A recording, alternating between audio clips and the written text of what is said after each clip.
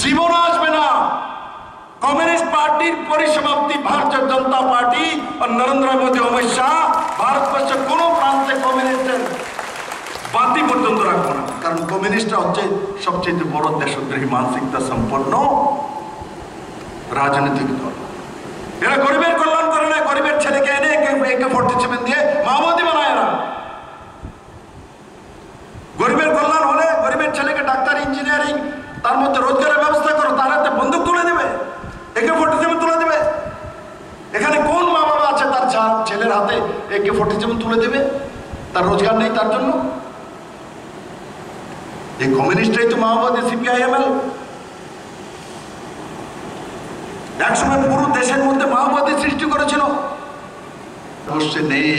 এখন কমিউনিস্টের কোনো নেতাই নেই ত্রিপুরা রাজ্যের মধ্যে, আর নেতাবিহীন কোনোদিনও দল নির্মাণ হতে পারে না।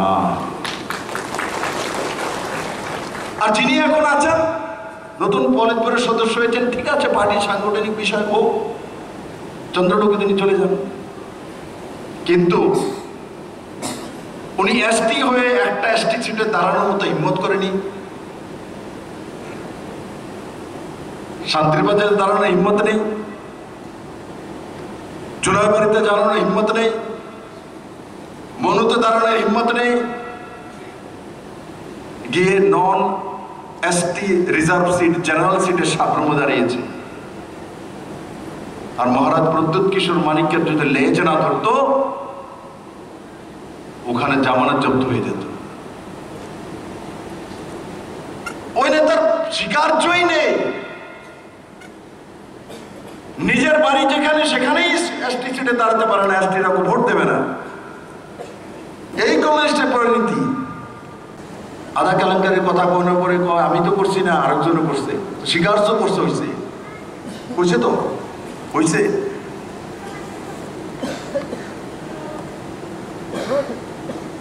উনিও জানে যে ত্রিপুরা রাজ্যে কোনোদিন CPM আসবে না। উড়ে এসে জুড়ে বসা নেতৃত্ব হতে পারে। কেউ মুখ্যমন্ত্রীর পদ অলঙ্কৃত করেছেন, কেউ সাংসদ আছেন, কেউ দলের সুপ্রিমো আছেন, হতে পারে। কেননা ভারতীয় রাজনীতির মধ্যে সেই সততা, রাজনৈতিক নৈতিকতা নেই।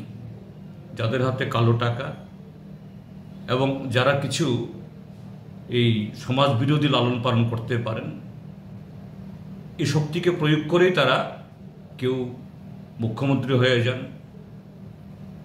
আবার দুদিন বাদে ঘাড় ধরে বের করে দেয়। এই নির্লজ্জ বেহেয়ারা আবার কীভাবে মুখ দেখায় আমি জানি না। কেউ আবার মঞ্চে উঠে চোখের জল ফেলে, একে গালি দে, তাকে গালি দে, আবার পরদিন তাদের সাথে গিয়ে আনন্দ ফুর্তি করে।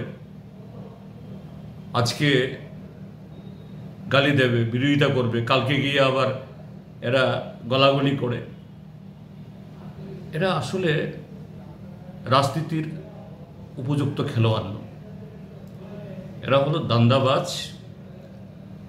এরা এসছে এই রাজনীতির যে এই অস্ত্রটাকে পুঁজি করে, বহন করে কিভাবে রাতারাতি বড় লোক হবে, রাতারাতি তাদের যে অসৎ উদ্দেশ্য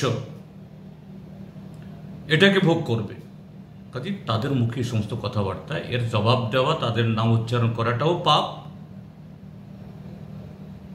এদের সম্পর্কে আলোচনা করাটাও সময় নষ্ট ছাড়া কিছু নয়। আমি এটুকুই বলছি, এতে মানুষ কেউ প্রভাবিত হন না। যারা শুনছেন তারা ক্ষুব্ধ হন, যারা সেই দলকে নানা কারণে, যে দলেই হন XYZ, হয়তোবা কোনো একটা কারণে এই দলের প্রতি আকৃষ্ট হয়েছেন, তারাও ক্রমশ দল থেকে সরে যাচ্ছেন।